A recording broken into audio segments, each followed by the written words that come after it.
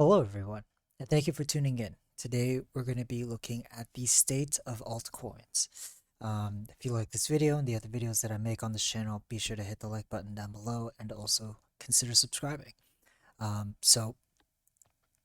Many of you might be asking the same question about, the state of altcoins. And currently today, altcoins are down, relatively speaking. Link and Ethereum are in, you could say, no trend scenarios. See Uniswap up maybe 1.5%. But most things are in the red, right? Like Litecoin's down, XRP is down, Binance Coin is down. It's kind of, again, very tumultuous time, and things have been swinging very very rapidly on either side. You could see that last week Uniswap, you know, broke down at 38% down, and here we are rallying back 34% up. And you could see that across the board with many other altcoins like Ethereum down 21 today, this week up 12 and 13, so on and so forth. But I think it's prudent now because now Bitcoin has made a close below the 21 week EMA. We're currently trading at $37,827, and rallied as high as 40,000 on Bitstamp at least. So with that said, uh, things seem to be very unclear, and I'll reiterate, um, kind of our expectation of at least Bitcoin, and is that things are just too volatile at the moment, and I'm currently going to sit on my hands for the time being until we get some more data to show us kind of, the projection of Bitcoin for the foreseeable future.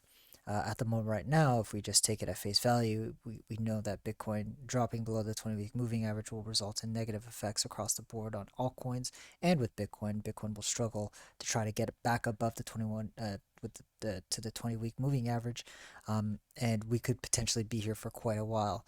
How long? We could be talking about, weeks.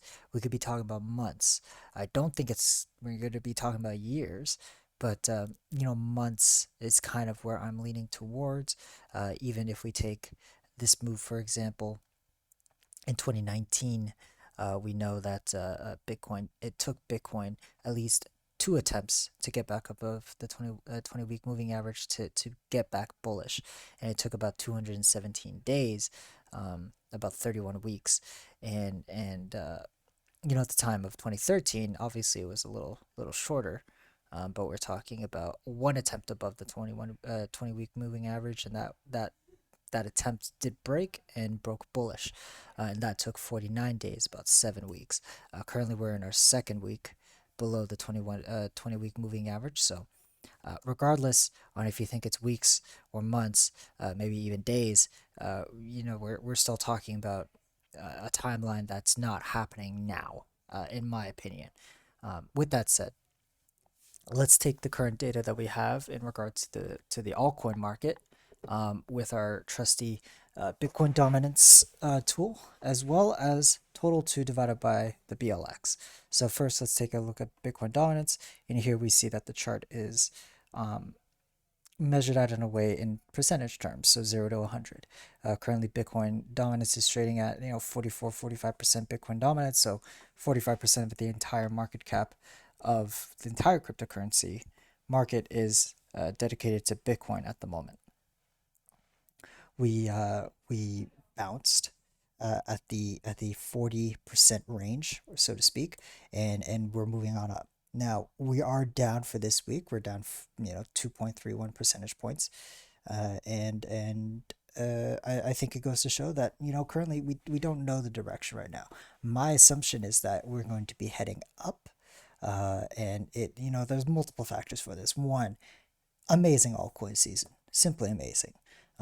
Everyone benefited from it because I'm assuming all of you are not 100% into Bitcoin. You have some kind of allocation with altcoins to some degree, some more than others. In any case, you have benefited from the last quarter and a half, from the start of January and ending in May. So with that said, it's kind of high time that Bitcoin kind of sucks back that liquidity, whether that's to the upside or the downside. In this case, unfortunately, it is to the downside. With that said, how high can we go? The first target here is about 50% dominance. Um, we line up pretty nicely with August, the 2017 rebound of Bitcoin dominance. We also line up pretty nicely with the bounce off of in 2018 when Bitcoin was kind of this at this point Bitcoin is bleeding, right? We look at like a stack on top of each other, we can kind of get a sense of where everything was, what Bitcoin was doing at the time, and we see that. So here is December 2017. Altcoins take a pretty big gain in dominance, bringing it to 36%. But it continues to depreciate, right? I think around this point in time we made a test of the 20-week moving average, in which case people thought that Bitcoin was going to break bullish above the 20-week moving average again, continue on the bull market, and so we see that that kind of appreciation in appreciating in Bitcoin dominance here. However, that wasn't the case, and we see that at the time being things were still pretty bullish. People still invested into altcoins. They saw a pullback. They bought in. Altcoins rallied again, bringing the alt dominance back down to about 39-40%. And then we have the multi-year long bear market where Bitcoin dominance comes back into play, bringing it as high as 70% dominance back in 2019. So that's currently where we are, right? Um, I foresee that there might be talks, and there's still talks about Bitcoin will put in a new all-time high. I'm not one of those people. I think that the 20-week moving average is not something to toy around with and just kind of willy-nilly think that, oh, we're just going to go back up. Not necessarily. I think it'll take a lot of capital for us to get back above there. And it's going to be a struggle. With that said, we could see a resurgence of Bitcoin coming back to the 20-week moving average. And then at that point, we'll start talking about, oh, can Bitcoin get above it? If it does, altcoins are going to be back in the game. And so we might see a pullback in Bitcoin dominance and it bleeds back down. But ultimately, we'll get it rejected and we're going to come right back up. That's kind of the scenario that I have in my mind. Does not have to follow it. Okay, does not have to follow it, and it's something to be aware of. That's mistakes happen, and um, and things don't always go as planned.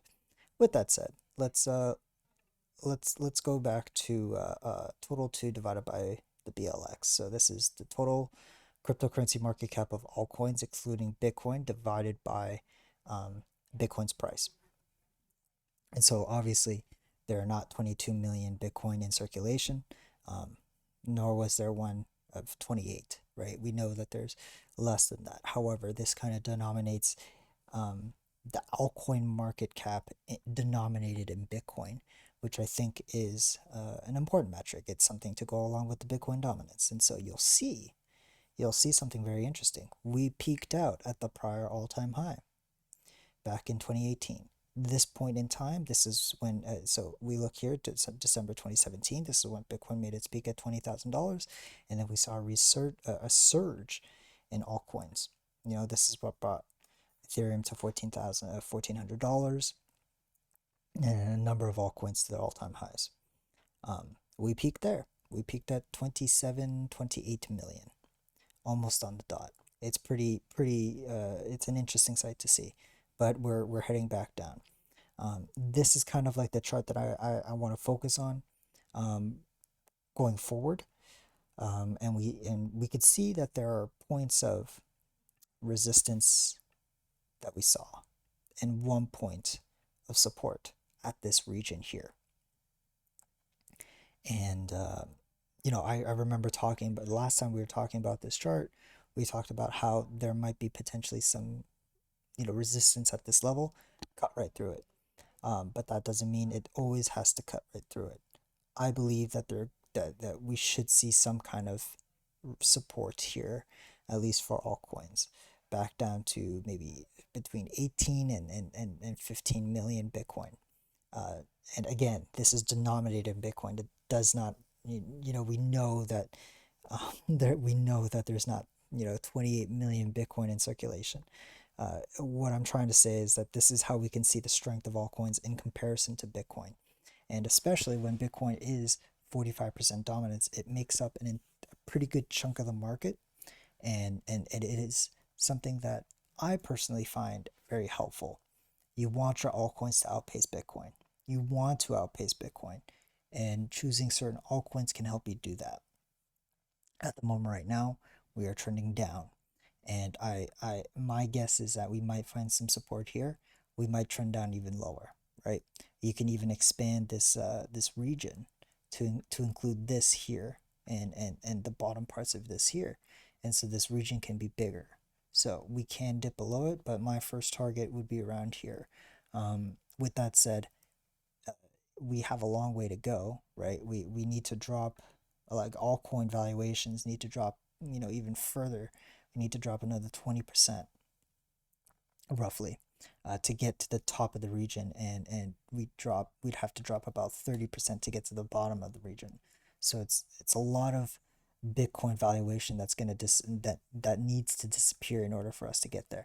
Now, I don't necessarily want that to happen, but I would be a fool to say that altcoins have a shot at creating new all-time highs when Bitcoin is below the 20-week moving average. And that's simply it. Um, I believe this like will eventually break this line here at 28 million Bitcoin. Um, in my view, the altcoin market today is a lot bigger than it was last go around, and therefore, um, we're talking, we have to be talking about larger percentages, right? We have to be talking about a bigger slice of altcoins will take in terms of market cap against Bitcoin. And also, if you don't think that this is the next all-time high for Bitcoin at $64,000 or whatever, then you would also have to believe that this isn't the peak for altcoins, right? This peak here was when Bitcoin made its all-time high, right? This was preceding the all-time high, and this was the last gas for altcoins. Um, with that said, I don't think we're there yet. Um, Actually, if we just take those two things and kind of just look at Bitcoin, well, altcoins boomed for numbers for quite a while after the peak happened. Here we're in our third week, so theoretically speaking, if this was the blow off top and this was the last gas for altcoins, then then altcoins should be booming right now, but they're not. It makes me believe that we still have gas left in the tank for for a number of months after this to create that all-time high, and to the theory that Bitcoin should be heading off to $100,000 or so. With that said, it's not going to be easy, as you can already imagine. Bitcoin is literally lost about 40% of its valuation already from the all-time high, and altcoins even more so. So with that said, uh, for the time being, altcoins are in potentially in a downward scenario. Bitcoin should be getting back to dominance. There will be a period of time, a week, 2 weeks in length, where where Bitcoin starts to near the 20-week moving average again. And we'll hear that, and I'm pretty confident about this.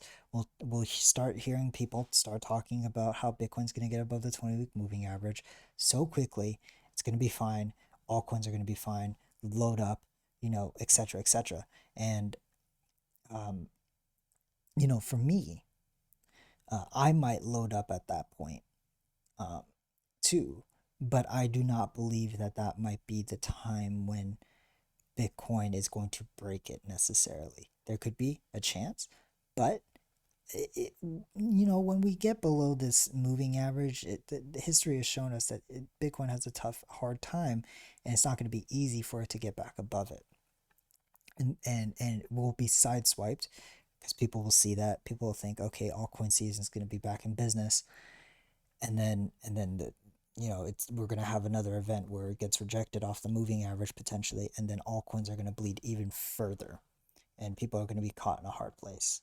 So, um, what I am doing is simply just sitting on my hands, and looking for a better entry.